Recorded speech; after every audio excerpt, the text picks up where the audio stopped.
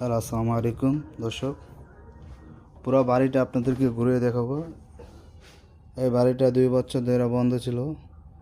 হয়তো কালকে কোনো চোরের হামলা হয়েছে এই বাড়িতে, আমার তো সন্দেহ লাগে সেরকমই।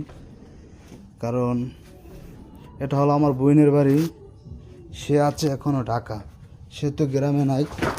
দেখেন বাড়ির পরিবেশ দেখলে আপনারা বুঝবেন। দেখেন মাকড়সার বাসা, এই যে এই পাশে একটা রুম দেখেন। বাড়িটার অবস্থা খুবই খারাপ।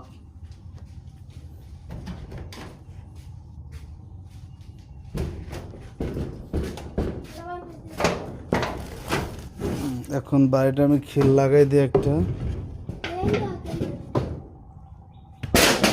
খিল লাগাই দিলাম, চলে যাব। অবশ্য দুয়ারটা খোলা, যাই হোক এখন আটকে আমরা চলে যাব আমাদের বাড়ি। বাড়ি যা মাকে বিস্তারিত বলবো। দেখেন